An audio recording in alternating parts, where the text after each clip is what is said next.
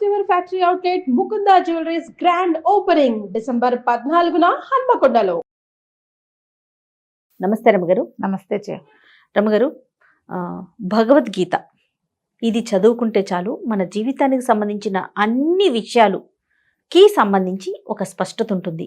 ఏం చేయాలి, ఏం చేయకూడదు, ఏం మాట్లాడాలి, ఏం మాట్లాడకూడదు అంటే సంపూర్ణ జీవితానికి సంబంధించి పూర్తి సారాంశం మనకి భగవద్గీతలో ఉందంటారు.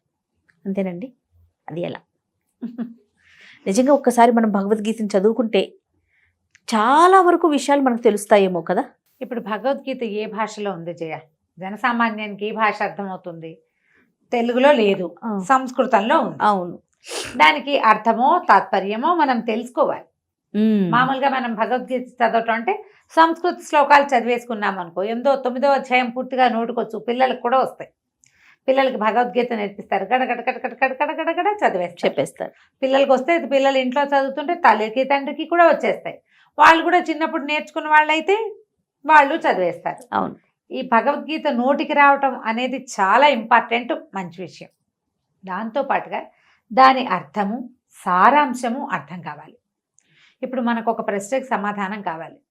నువ్వు అడుగుతావు నన్ను, ఏదైనా చాలా మంచిది ఒకటి చెప్పండి నాకు అంటే, రోజు పరిశేచన చేసి భోజనం చేయండి అని చెప్తా.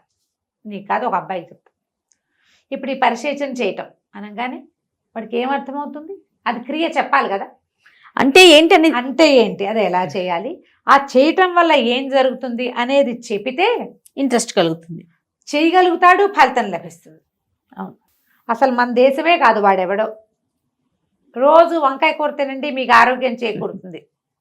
ముందు వంకాయ అంటే ఏమిటో చెప్పాలి, వాడికి తెలియాలి కదా. తెలియాలిగా, వంకాయ అంటే చెప్పాలి, అందులో ఎన్ని రకాలు ఉన్నాయో చెప్పాలి, దాన్ని ఏ నూనెతో వండుకోవాలి, ఏ పదార్థాలు కలపాలి, ఎంతసేపు ఉండాలి, దాంట్లో ఉప్పు ముందేయాలా తర్వాత వేయాలా, ఎలా తరగాలి, మొత్తం క్రియ అంతా చెప్పాక వాడికి అర్థం కొంచెం తెలుస్తుంది. మన దేశం వాడే, మనవాడే. ఇప్పుడు మీ అమ్మాయి అనుకో, దానికి వంకాయలు తెలుసు, కూర రుచి తెలుసు. వంకాయకి కూర రుచికి మధ్యలో ప్రాసెస్ ఉంది చూడు, అది తనకి తెలియదు. అవును. కొంత బ్రీఫ్గా చెప్తే పై దేశం వాడికంటే మన దేశపు 10 ఏళ్ల పిల్లకి ఇది సులువుగా తెలుస్తుంది. అంతేగా. ఇంకా కొంచెం విజ్ఞత ఉన్నవాడు ఇంకోటి ఉంటాడు, వాడికి 5-6 రకాల వంకాయ కూరలు చేయడం వచ్చు. ఫలానా ఒక ప్రత్యేకమైంది నువ్వు అది చేస్తావు కదా, అలా కాదు, అందులో ఇంకా కొంచెం నువ్వులు వేయి, ఇంకో 2 మిరపకాయలు వేయి, ఒక చింతపండు, అంటే నువ్వు చేసి చూపించక్కర్లా, ఈ 3 పదాలు చెప్తే చాలు, వాడి ఐడియాతో వాడు చేసేసుకుంటాడు. తేడా చూసావా ఎట్లా ఉంది? 3 వేరు తరగతులుగా కనపడుతున్నారు ప్రజలు. మనం ఒక పిచ్చి వంకాయ కూర గురించి మాట్లాడుతున్నాం. మనం చేయవలసింది ఏంటి? భగవద్గీత పెద్ద సబ్జెక్ట్. ఈ సబ్జెక్ట్ని చిన్నతనం నుంచి వినే వాళ్ళకి కొంత అవగాహన ఉంటుంది. సడన్గా ఒక 30 సంవత్సరాలు వచ్చాక భగవద్గీతలో అన్నిటికీ సమాధానాలు ఉంటాయట అంటే వాడు పుస్తకం కొనుక్కొచ్చేస్తాడు, వంకాయలు తెచ్చినట్టే తిరిగేస్తాడు.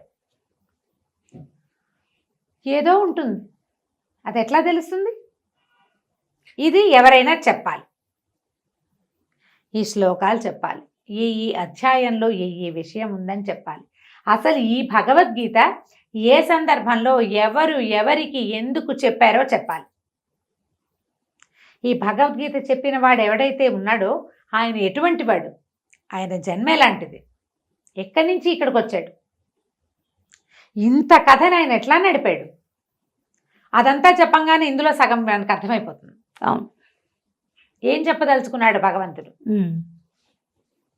మొత్తం కథల భగవద్గీత అంతటికి ఆధారం కర్మణ్యేవాధికారస్తే మా ఫలేషు కదాచన.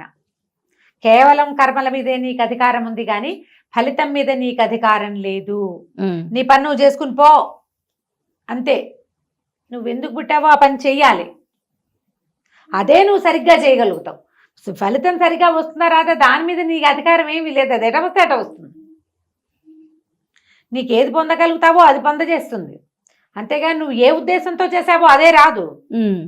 ఈ క్లారిటీని మనకి ఎప్పుడు వస్తుంది? మనకి ఇంత భగవంతుడు ఇంత మటుకు తీసుకొచ్చాడు. ఈ కథని ఇక్కడ దాకా తీసుకొచ్చి యుద్ధం మొదలుపెట్టాక అతను బేలగా అయిపోతే అర్జునుడు, ఇంత యుద్ధం నేను చేయలేను, వీళ్ళందరినీ నేను చంపలేను, ఈ రాజ్యం కోసం ఇంత పని చెయ్యాలా అంటే ధర్మం కోసం చేస్తున్నావు నువ్వు, ఇది నీ కోసం చేసేది కాదు, నువ్వు చెయ్యాలి ఇది అని చెప్పి యుద్ధంలోకి ప్రవేశపెట్టాడు. యుద్ధం తర్వాత ఏం జరిగింది అదొక విపరీత గాథ, అది వేరే సంగతి.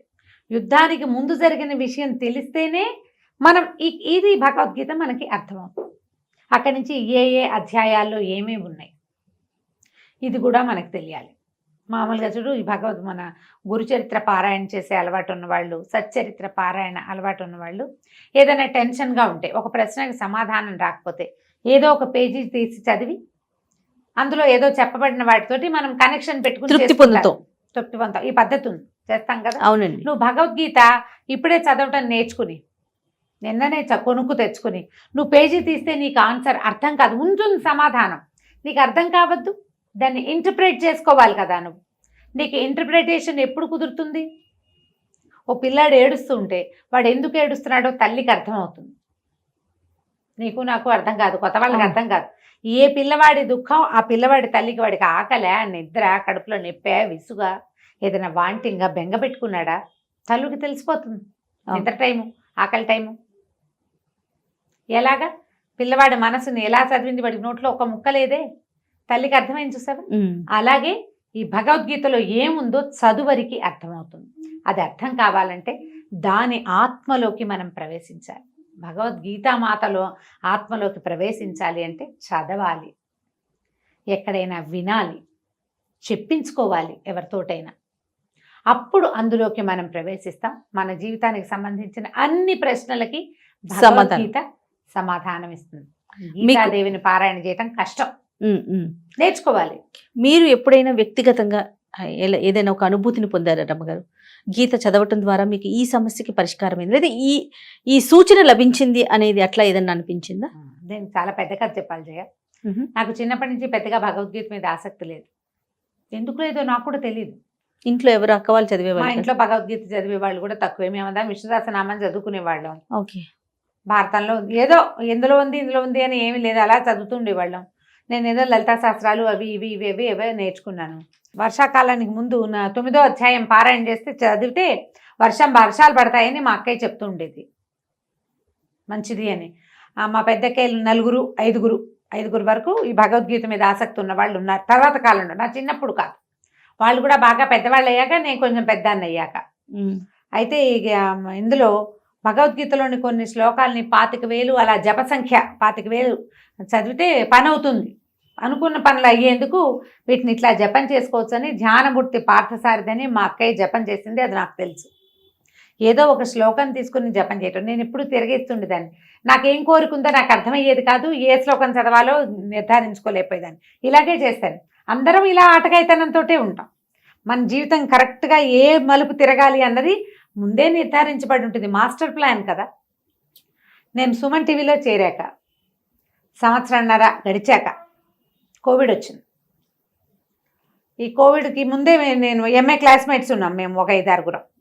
అందులో ఒక అబ్బాయి ప్రపోజ్ చేశాడు, భగవద్గీత రోజు చదువుదాము అని.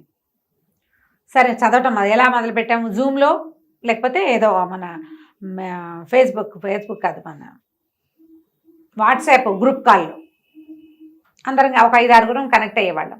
నేనే చదివేదాన్ని, లేదా శ్లోకం అంతా చదివితే నేను కిందున్నది గీతా ప్రెస్ వాళ్ళు వేసింది తాత్పర్యం చదివి అర్థంలోకి ఇంకా కొంచెం అందులోకి వెళ్ళడానికి ప్రయత్నం చేసేవాళ్ళం. ఇది నేను ఎప్పుడు చేశానంటారు, నేను చిన్నతనంలో చేయలే ఈ భగవద్గీత చదువుకోవటం. ఇటీవల కాలంలోనే పూర్తిగా 4 సంవత్సరాలు అయిందనుకో, 3-4 సంవత్సరాల క్రితమే. అంతకుముందు దాకా కేవలం 9వ అధ్యాయం ఒకటే చదివాను, అక్షరాల నిజమే చెప్తున్నా.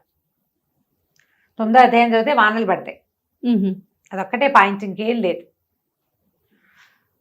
ఈ చదవటం మొదలుపెట్టాక ఎలాంటి చేంజ్ వచ్చిందో నేను అప్పటిదాకా ఎప్పుడు అనుకుంటుండేదాన్ని. నేను మన జీవితంలో ఇలాంటి మార్పు ఎలా సంభవించింది, ఎలా నేను ఇక్కడ దాకా వచ్చాను, అసలు ఇదేంటి ఇంత లేట్ ఏజ్లో ఇలా ఒక కథ మొదలవటం ఏమిటి, ఇందులో ఇది నాకు ప్రొఫెషన్ అవ్వటం ఏంటి, నా ప్రవృత్తి ఇలా వృత్తిగా మారిపోవటం ఏమిటి అని ప్రశ్న ఉండేది నాకు. దేనివల్ల ఇలాంటి టర్న్ వచ్చింది అనేది తెలియలా నాకు. అది నాకు భగవద్గీతలో సమాధానం దొరికింది. అందులో భగవంతుడు చెప్తాడు, నువ్వు ఏదో ఒక ఉపాసన చేసుకుంటూ వెళ్ళు, ఈ జన్మలో నీ ఉపాసన పూర్తి ఫలితాన్ని నువ్వు పొందలేకపోతావు, మోక్షం పొందలేవు, నువ్వు మళ్ళీ పుడతావు, ఉపాసన చేస్తూ చచ్చిపోతావు మధ్యలో. కానీ ఎవడైతే ఉపాసనాపరుడు వదిలేసి మరణిస్తాడో వాడు మళ్ళీ తన జీవితంలో ఎక్కడ వదిలిపెట్టాడో అక్కడి నుంచి మొదలవుతాడు అని. ఎక్కడ వదిలేస్తే అక్కడి నుంచి స్టార్ట్ అవుతుంది. ఓకే. నేను కూడా అందరి పిల్లల్లాగానే అల్లరి పిల్లనే, పెద్దగా మాట వినేదాన్ని కాదు, సరిగ్గా చదువుకోలేదు, ఏదో ఏదో చదివాను అంతే. బాగా శ్రద్ధ అయిన చదువు, శ్రద్ధాళువుని కాదు, బుద్ధిమంతురాలని కాదు, నేను మామూలు పిల్లని అంతే. అలాంటి ఒక నాకు ఇలాంటి ప్రజ్ఞ ఎలా వచ్చింది అంటే ఇది ముందరి జన్మలోది అని భగవద్గీతే తెలియజేసింది నాకు. ఆ ప్రశ్న ఎప్పటికీ తీరని ప్రశ్నగానే ఉండేది. ఎక్కడ ఎవరినైనా కలిస్తే ఏంటి మీరు సడన్గా ఇలా ఎలా అయ్యారంటే నాకేం తెలుసు, ఈ కథలు చెప్పడం, ఈ మాట్లాడడం ఇది నాకు ముందు నుంచి ఉంది. ఒక రోజున సడన్గా నా లైఫ్లో ఒక టర్న్ వచ్చింది. అది మాస్టర్ ప్లాన్లోనే ఉంది, అది ముందు రాయబడి ఉన్నది అని భగవద్గీతలోనే చెప్పబడింది. నీ పని చేసుకుంటూ వెళ్ళిపో. ఇప్పుడు ఇది నా ప్రయత్నం ఏమీ లేదు, నేనేం చేస్తా రోజు వస్తాను చదువుకుంటూ ఉంటా. ఇది వరకు కాలక్షేపానికి చదివేదాన్ని, ఇప్పుడు ఎవరికైనా చెప్పటం కోసం చదువుతున్నాను. క్రమంగా నాకు తెలిసింది నేను ఎంతమందికో రుణపడి ఉన్నాను. భగవద్గీత వల్లే అర్థమైంది అది నాకు. ఎంతమందికో నా ఒక మాట వాళ్ళకి ధైర్యాన్ని ఇస్తుంది, ఒక మాట వాళ్ళకి సంతోషాన్ని ఇస్తుంది, ఒక మాట వాళ్ళు నాతో పాటు ఆనందిస్తారు దాన్ని. అలాంటి కొంతమంది కోసమే నేను ఇవాళ ఇక్కడ ఉన్నానని అర్థమైంది నాకు. ఇందులో నా గొప్పతనమో నా ప్రజ్ఞో కాదు, ఇలా రాయబడి ఉంది, అది జరుగుతోంది. దానికి నేనేం చేయాలి, త్రికరణ శుద్ధిగా నేనేం చేయాలో అది చేసేయాలి. నో చెప్పకూడదు, చెయ్యాలి. దాంట్లో నా జీవిక ఉంది, నాకు డబ్బు వస్తుంది, ఎంతో కొంత పేరు వస్తుంది, సాటిస్ఫాక్షన్ వస్తుంది. భగవంతుడు ఏ దారిలో నన్ను పెట్టాడో ఆ దారిలో నేను సజావుగా, ఇందులో తప్పుడు మాటలు, తెలివి తక్కువ మాటలు మాట్లాడకూడదు. ఒకవేళ తెలియకపోతే నాకు ఇది తెలియదని చెప్పేయాలి. నేను ఎప్పుడు దాచిపెట్టుకోను ఆ విషయంలో. ఈ విషయం నాకు తెలీదు, ఇది నేను చెప్పలేను, నిర్మోహమాటంగా చెప్పేస్తా. అది చెప్పమని స్క్రీన్ కూడా మనం చాలా సార్లు మాట్లాడుకున్న సందర్భాలు ఉన్నాయి రమ్మగారు. ఈ విషయం మనకంత స్పష్టత లేదు, నాకంత అవగాహన లేదు అనే విషయం చాలా చక్కగా చెప్పేస్తారు మీరు. చెప్తాను, అది నాకు భగవద్గీత నుంచి వచ్చిన ప్రబోధమే. నీకు తెలియపోతే తెలియదని చెప్పు, తెలుసుకుని ఏది చెప్పగలిగితే అది చెప్పు. నీ వల్ల ఇప్పుడు నేనైతే చెప్తా, కొంతమంది ఏమిటి అలా ఎలా కాదని కొంతమంది నెగిటివ్ కామెంట్స్ వస్తాయి.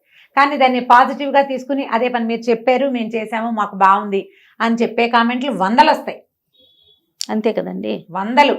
రోజు మీరే మాకు నిద్రపోయే టైంకి ఏంటి బెడ్ టైం స్టోరీ నాదే బెడ్ టైం స్టోరీగా, నా వాయిసే బెడ్ టైం స్టోరీగా ఉన్న వాళ్ళు కనీసం 1,00,000 మంది ఉన్నారు మన వ్యూవర్స్లో. నేను ఎక్కడికి వెళ్ళినా రాత్రిపూట మీ కథే వింటాను, మధ్యాహ్నం పూట మీవే వింటాను. మీరే నాకు తోడు. నా ప్రెగ్నెన్సీలో మీ కథలే విన్నాను. నేను అనుకుంటా భగవంతుడు నేను అక్కడెక్కడో ఆపా, దాన్ని కంటిన్యూ చేసి అది ఇక్కడ నన్ను లాగాడు ముందుకి. ఇంతమందితో నా రుణాన్ని ఇలా తీర్చుకునే అవకాశాన్ని ఇచ్చాడు. అది మనకి భగవద్గీత వల్ల అర్థమవుతుంది. నాకు అట్లా అర్థమైంది. సూపర్, తప్పకుండా రియల్లీ గ్రేట్. చదువుకోండి, అర్థం చేసుకునేందుకు ప్రయత్నం చేయండి. దాన్ని గీతాసారము మనకి గీతా ప్రెస్ వాళ్ళు విద్యాప్రకాశానందగిరి వారు రాసింది చాలా ఇష్టం నాకు. గబుక్కుని పేరు స్ట్రైక్ అవుట్, ఆ పుస్తకం పేరు చెప్పలేకపోతున్నా. విద్యాప్రకాశానందగిరి గీతా ప్రెస్ వాళ్ళదే. మీరు అది గనక నిదానంగా చదివితే తాపిగా అర్థమవుతుంది. 3-4 ఫ్రెండ్స్ కలిసి ఒక సర్కిల్గా ఏర్పడండి. ఒకళ్ళు చదువుతారు, ఇంకోళ్ళు వినండి, మిగిలిన వాళ్ళు వినండి. టర్న్స్ తీసుకోండి. ఒకసారి వాళ్ళు చదువుతారు, ఒకసారి మేము చదువుతాం. మీకు మెల్లిగా ఇన్హిబిషన్స్ లేకుండా చదవటం అలవాటు అవుతుంది. తప్పులు ఉంటే కరెక్ట్ చేయబడతాయి. అవి మీ జీవితంలో తప్పుల్ని అది కరెక్ట్ చేస్తుంది.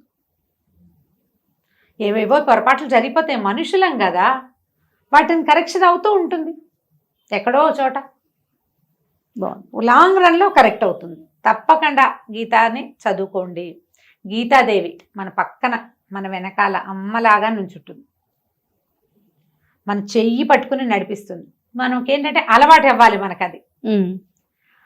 ఆ చేయి పుచ్చుకుని నడవటం అనేది కనుక నేర్చుకుంటే ఇంకా అది చదవాలా, ఇది చదవాలా, అది నేర్చుకోవాలా ఏమొద్దు, ఒట్టి భగవద్గీతనే పట్టుకోండి. ఆమె మనని చక్కగా తీసుకెళ్ళిపోతుంది అన్ని చోట్లకి. మనం ఏది చేయాలో అది చేయిస్తుంది, ఏది చేయకూడదో అది మాన్పించేస్తుంది. వినడం నేర్చుకోవాలి మనం, అంతే. రైట్. నమస్తే గారు. నమస్తే.